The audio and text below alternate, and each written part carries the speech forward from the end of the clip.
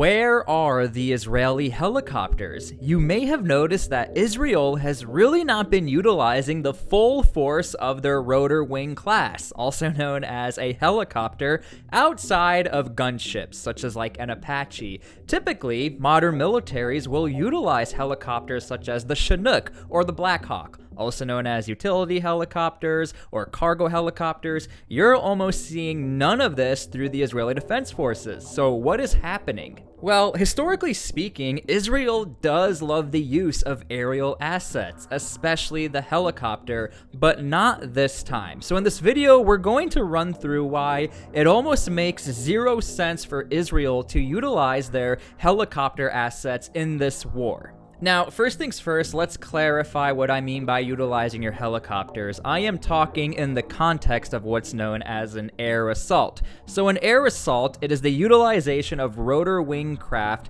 to take out an objective or capture an objective. In fact, in the 101st Airborne Division Air Assault, the specialty of the soldier is known as an air assault soldier. So let's say you take your infantry class, Cav Scouts, combat engineers, all of these soldiers, to include myself, you will go to something known as Air Assault School. You will learn how to jump out of helicopters via fast rope, you will learn how to rappel, but more important, you learn the basics of what it means to air assault into an objective, how to even clear out of a helicopter, everything that surrounds rotor wing craft.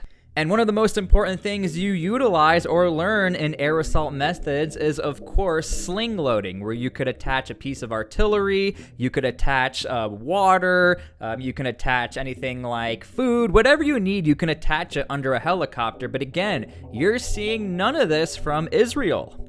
Now, the reason why I'm a little concerned Israel has not been utilizing their air assault assets is because an air assault reflects mobility, precision, and surprise. And when you think about the Israeli Defense Forces, that's what they're all about. So again, what is happening? Why not in Gaza? So let's actually look at Gaza as a whole. This is a very difficult terrain to utilize a helicopter in. You have hills, mountains, a little bit of forestry, you have some beaches, but what you really have are urban areas, really dense urban areas with civilians scattered everywhere. Now look, theoretically, an air assault can land anywhere, but whenever you're talking about an air assault on a major military capacity, which is your regular infantry, combat engineers, things like that, it would virtually be impossible to have the elements of surprise, to have the elements of precision if you're already dealing with an intense terrain that Gaza has for Israel. You also have to consider that Israel is fighting an enemy that's very big on the counter surprise. What I mean by that is Israel is already having a very tough time actually trying to locate Hamas themselves. How do you air assault in a location that is riddled with tunnels? In fact, typically per air assault doctrine, and really you can go as far as airborne doctrine,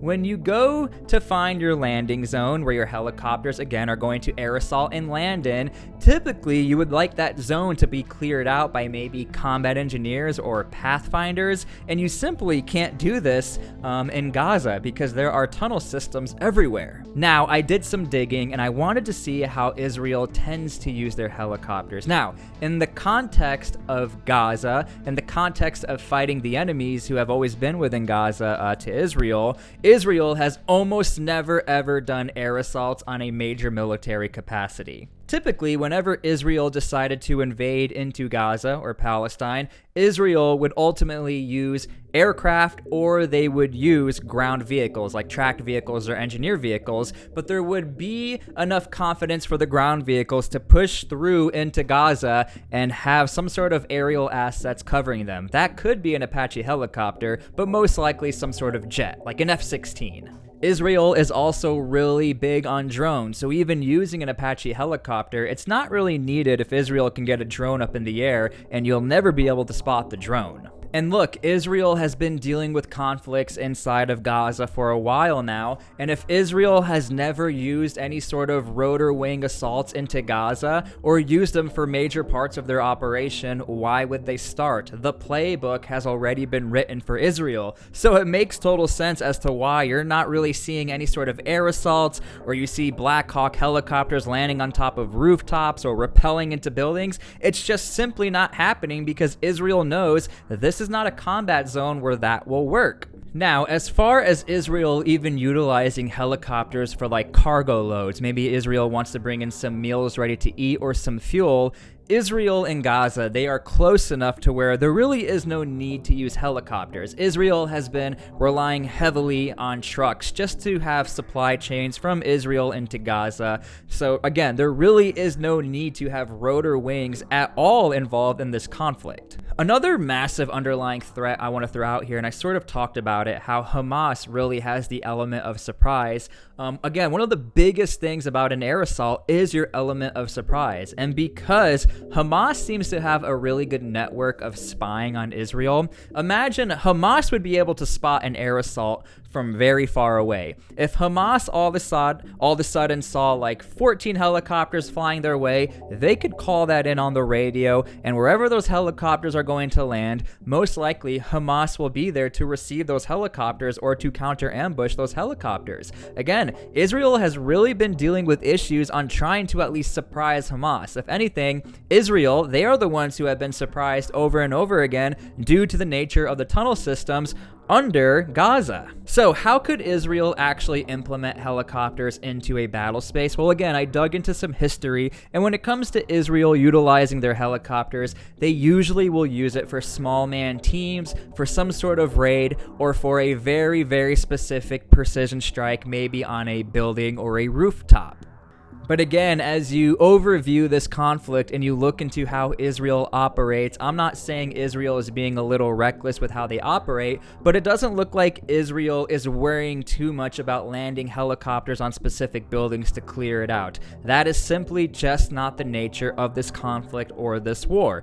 Now, something else I want to point out is there's also this element of mystery from Hamas, because we don't really know what Hamas has in store as far as countermeasures with helicopters in the air. What I mean by that is you have a war like Russia and Ukraine where helicopters are not used at all in the capacity of an air assault like we had talked about before.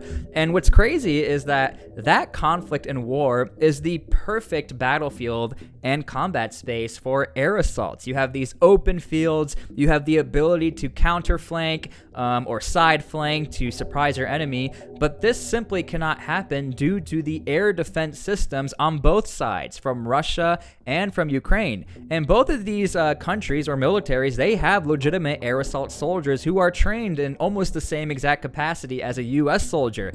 Israel has soldiers themselves who are trained in air assault operations and also airborne operations, if you will. A lot of times these countries like to put them together. But again, we don't know how Hamas could combat this or if they have the capability of an anti-air system. So why would Israel even try to risk that or put themselves in a situation when they don't have to do that? Again, I was rather surprised how much Israel has not been using their rotor wing aircraft, but now it's starting to make total sense. When you look into all the facts, when you look into what the negatives are of an air assault, everything seems to lead in the direction of Israel simply just does not have to use their rotor wing assets in this war. Now, will Israel ever use air assault operations in this war? Maybe. Who knows? It looks like the next phase of operation is, of course, southern Gaza. But if southern Gaza is going to be a mirror of what northern Gaza is, most likely we will never see rotor wing aircraft used in this conflict outside of the capacity of maybe a medevac. Maybe we'll see some sort of transport of supplies here and there. Definitely you are seeing the utilization of Apache helicopters. Outside of that, this is highly improbable. Again, per historical use of these helicopters on this territory, it would be very detrimental for Israel to even try to attempt an air assault. I could see this entire operation going bad because, again, one of the biggest downfalls of an air assault is eventually you're going to need some backup and some support. Whenever an air assault is put behind enemy lines, there's typically this notion of, well, eventually we'll get out of here, or eventually more tanks will come and support us. In this war, this is simply not what is happening. This war is just trying to find Hamas, trying to eliminate the tunnel systems, trying to secure civilians. This is not a war of conquering different areas and territories and trying to counterflank or reflank. An air assault is all about surprise, and in this war, there really are no surprises other than trying to find the tunnel systems.